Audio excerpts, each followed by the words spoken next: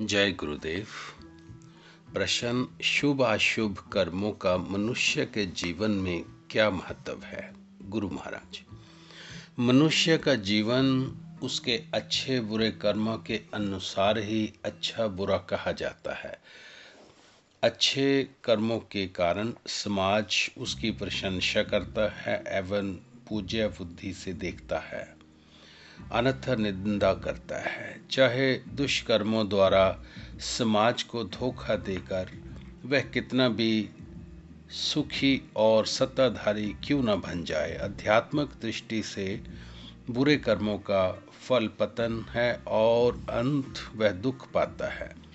मनुष्य के आहार, निद्रा, भय और मैथुन आदि की प्रवृत्ति तो पशुओं के ही समान है, परंतु मनुष्य जैसा बुद्धि विकास पशुओं में नहीं है।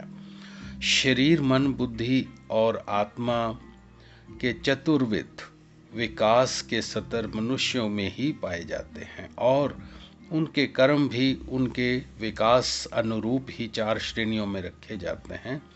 आध्यात्मिक विकास का मापदंड उससे भिन्न, सूक्ष्म और ऊंचा है, जिसे साधारण बुद्धि मनुष्य समझ भी नहीं सकता।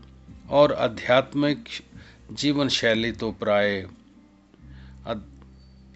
अव्यवहारिक देखकर निंदा भी करता है, परंतु उनके संपर्क में आकर नतमस्तक ही होता है। आध्यात्मिक उत्थान में कर्म शुद्धि का विशेष स्थान है। कर्म शुद्धि चित्त शुद्धि का कारण है और अशुद्ध कर्म चित्त को भी अशुद्ध करता है। योग दर्शन में सर्वप्रथम यम नियम का ही स्थान है, जो कर्म शुद्धि का ही रूप है। प्रश्न, सामाजिक, नैतिक एवं मानवीय मान्यताओं के अनुसार अनुचित कर्मों का आध्यात्मिक पक्ष में क्या महत्व है? सामाजिक नियम यद्यपि विभिन्न देशीय कुलाचार की दृष्टि से भिन्न हो सकते हैं, परंतु उन सब में एक सूत्रता भी होती है। उस एक सूत्रता को नीति कहा जाता है। आध्यात्मिकता का जितना संबंध समाज से है, उस सीमा तक वह सामाजिक बंधनों का उल्लंघन नहीं करती और समाज के नियम भी आध्यात्मिक उन्नति के बाधक नहीं होते।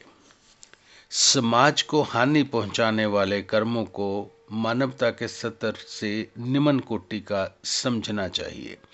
ये पाशविक अथवा आसुरी राक्षसी कहे जाते हैं और उनका कारण मानव विकास की कमी है। चाहे कोई व्यक्ति कितना भी विद्वान और बुद्धिमान क्यों ना हो, वह पाशविक प्रवृत्तियों अथवा मानसिक विकृतियों का शिकार हो सकता है। इसलिए मनोबल एवं आध्यात्मिकता ही अनिवार्यता का अनुभव होता है। इंद्रियां, संयम, मानसिक नियंत्रण, एकाग्रता और स्थिर बुद्धि की आध्यात्मिक एवं सामाजिक दोनों क्षेत्रों में आवश्यकता है।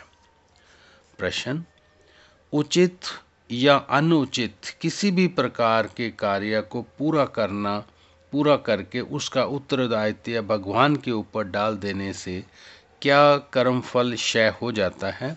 गुरु महाराज, इसका उत्तर इस दृष्टांत से समझा जा सकता है। यदि दीपक को साक्षी मानकर कोई बुरा काम किया जाए तो दीपक पर उस किए हुए गुण दोष नहीं लगाया जा सकता। प्रत्येक अनुचित कार्य की प्रवृत्ति कर्ता के स्वार्थ या विषय शक्ति के कारण होती है। निस्वार्थ व्यक्ति से किसी अनुचित कार्य अथवा व्यवहार की आशा नहीं की जा सकती। भगवान दीपकवत साक्षी हैं, जैसा करता है वैसा भोगता है।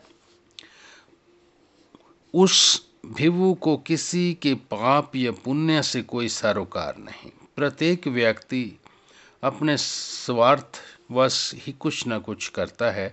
स्वार्थ बुद्धि से किए हुए कर्म भगवान को कैसे समर्पित किए जा सकते हैं? जय गुरुदेव।